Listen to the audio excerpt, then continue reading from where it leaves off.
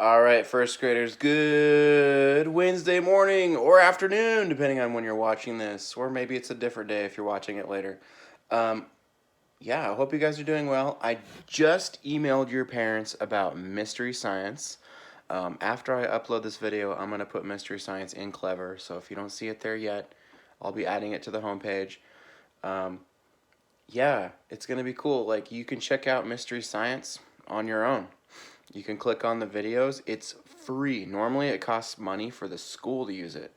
It's free for everybody because of the coronavirus situation that we have right now.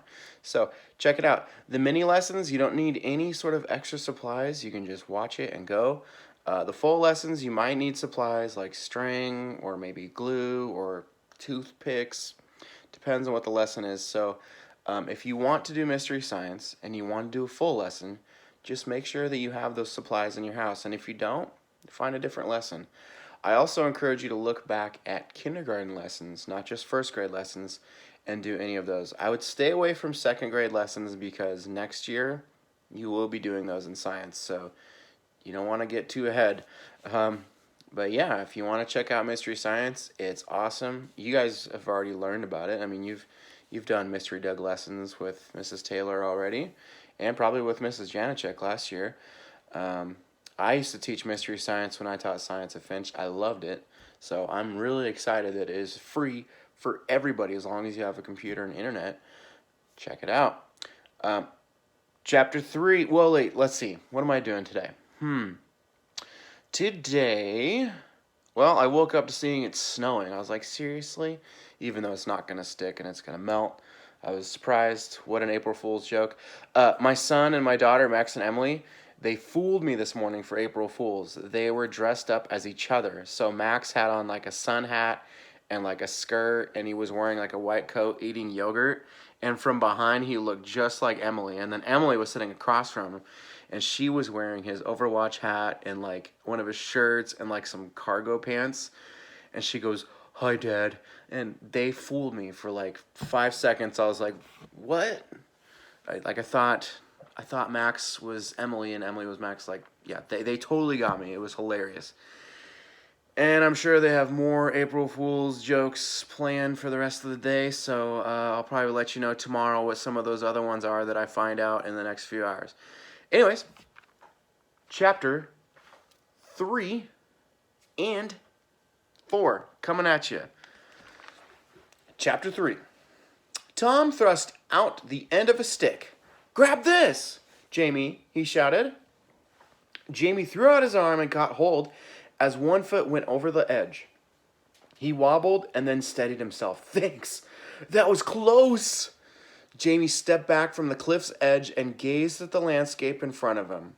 A canopy of gray mist hung over a forest of brilliant emerald green. The humid air throbbed with the whirring and buzzing of insects. "Where is this?" he gasped. Among the trees, Jamie saw a beautiful blue lagoon, and beyond that was an expanse of water. "Is that Dinosaur Cove?" "No way," said Tom, looking through his binoculars. "That's an ocean." So wait, they went through a cave and now they're seeing a cove in an ocean? That's crazy. "Ark, ark, ark!" Then sudden noise came out of the sky beyond them, and Jamie turned to see a scarlet-headed bird, the size of a small airplane, swooping toward them. "Watch out!" he yelled to Tom. Picture. Let me move my coffee mug. There we go.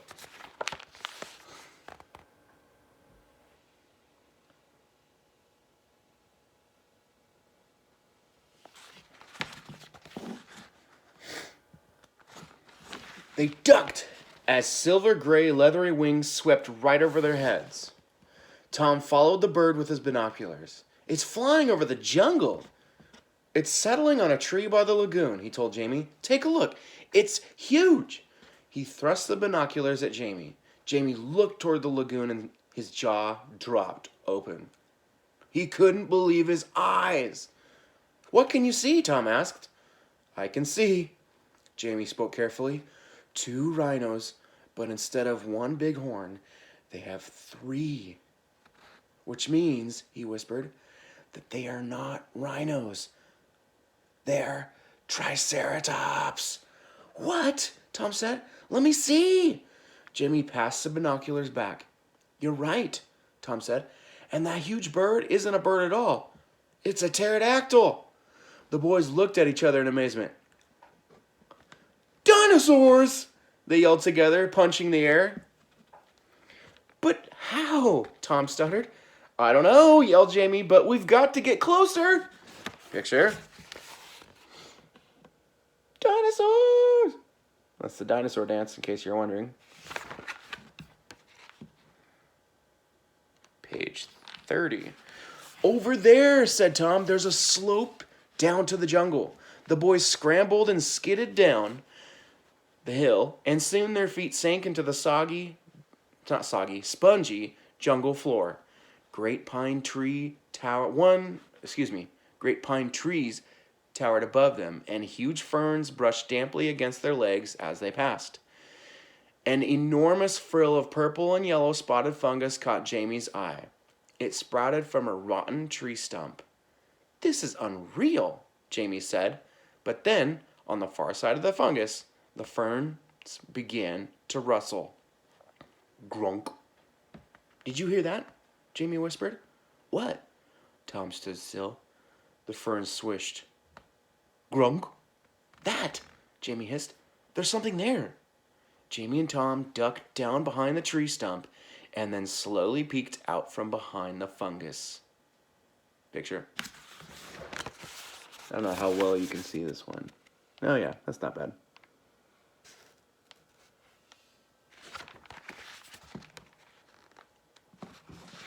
The noises were coming from a plump, scaly creature with a flat, bony head and splotchy green-brown markings. It was standing on two strong legs, peering hopefully into a tree. It's a little dinosaur, Jamie whispered. As they watched, the little dinosaur grabbed a hold of the pine tree with its claws, steadying itself by digging its long tail into the ground. Then it shook the tree as hard as its short arms would allow. The little dinosaur's tail twitched and grunted softly to itself. He's thinking, Tom murmured. He's so cool, Jamie breathed. The dinosaur took a few steps back. He lowered his bony head and charged it straight at the tree. Thwack! The flat top of the dinosaur's head hit the trunk and the pine tree shook. He's strong, said Tom. Picture.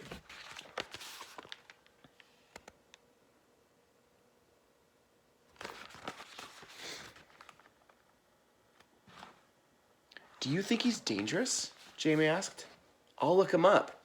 Tom pulled the fossil finder out of Jamie's backpack and tapped in the keywords flat skull, headbutt, Wananosaurus, Tom read from the screen. A herbivore. That means plant eater, added Jamie.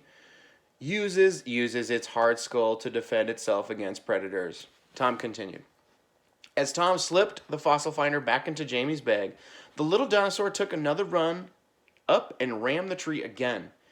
He thinks the tree's a predator. Tom stood up laughing. At the sound of Tom's laughter, the little dinosaur cocked his head to one side. He turned and blinked mournfully at Tom. You've hurt his feelings, Jamie said, standing up beside Tom. Sorry, Wana, Tom apologized to the little dinosaur. The Wananosaurus blinked at Tom and then at Jamie.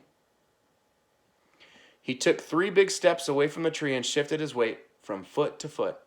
He's revving up, said Jamie. Go, Wana, go, the boy shouted.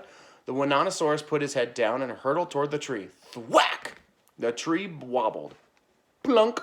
A single pine cone dropped to the ground. The dinosaur stuffed it into his mouth and looked happily at the boys. Then he wagged his tail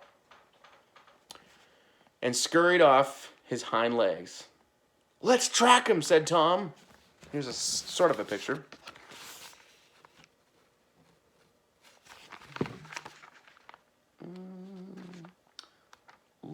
Almost to chapter 4.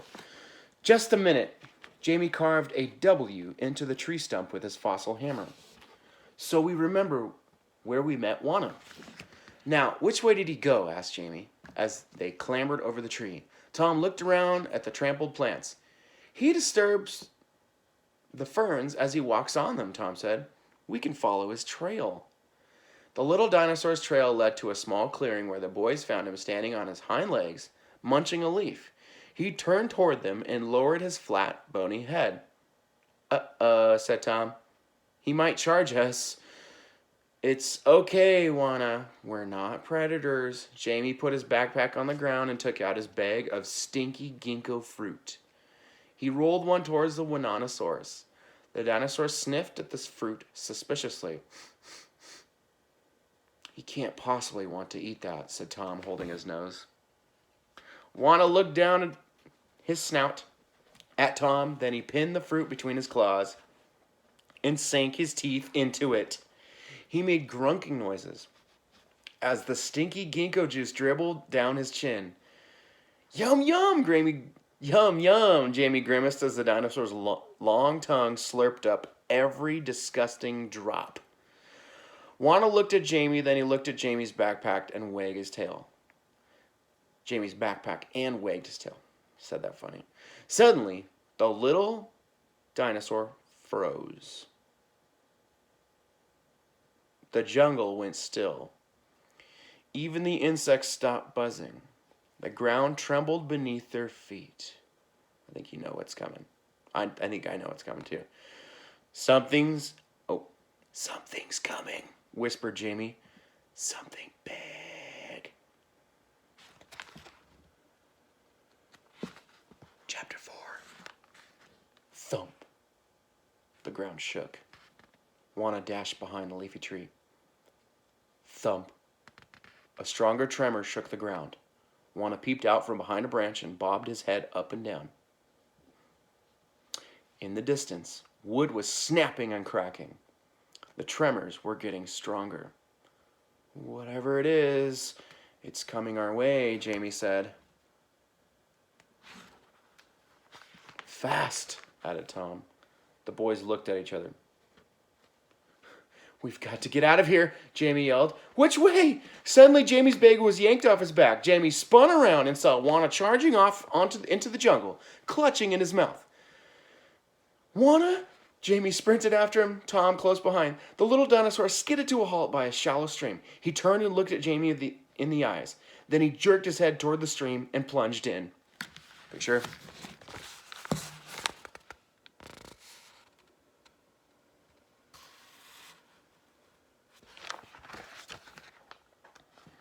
The ground shook again. Juana's leading us to safety, Jamie shouted, jumping into the stream after him. Clever, Tom panted. The water will mask our scent. Juana led them up the stream to where it trickled through a jumble of huge, rounded rocks. He glanced back and leaped out of the water. Jamie and Tom followed, stumbling and splashing. They scrambled onto the rocks and stood dripping. Where's he gone? Jamie asked. Roar! Something crashed through the trees behind them. Jamie whirled around and lost his footing on the wet stones. Tom threw out his hand, but when Jamie grabbed it, both boys toppled and slid down between two rocks. Jamie landed with a thud and found himself staring into a reptilian face. Grunk! Juana greeted Jamie and Tom with slobbery licks, and Jamie was happy to see his backpack again. Are we safe? Jamie whispered. Is that thing chasing us gone? The boys listened. I think so, Tom breathed. Thud. The rocks shook. It's here, Tom whispered. Jamie peered up through the gap above his head. Instead of the trees of the jungle, he saw a dark, slimy hole. Suddenly, a blast of slime flew from the hole and splattered Jamie's face. Arrgh! Jamie wiped his face. I think that's its nose. The creature lifted its head and roared. Roar! The sound rumbled around the rocks. You should do your own roar at home if you're better at it than I am. You probably are. The sound rumbled across the rocks. Jamie could see its jaws. Slithers of rotting flesh dangled from its fangs. Ugh! Bad breath! Jamie gagged. Worse than stinky ginkgo fruit. It doesn't look friendly, Tom said. What is it? An enormous yellow eye rimmed with bright red scales studied Jamie through the gap in the rocks. Don't need the fossil finder, Jamie stammered. It's a T-Rex! Picture.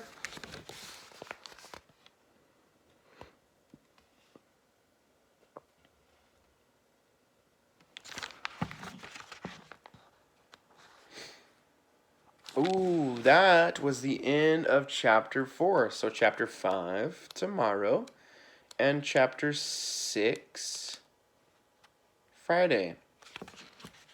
I hope you guys enjoy that. I'm enjoying it. Just like the last book, this is the first time I'm reading through this, and so I'm discovering everything at the same time you are discovering it. Yeah. I hope you guys have a good day. Keep on working. Yeah. I still see a lot of people logging into Clever. That's fantastic. Yeah, if your parents have any questions or concerns, anything like that, have them email me. I will get back to them as soon as possible, okay?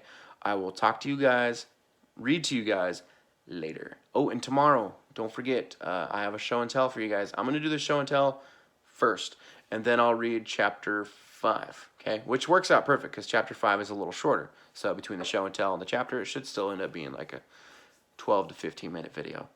See you tomorrow.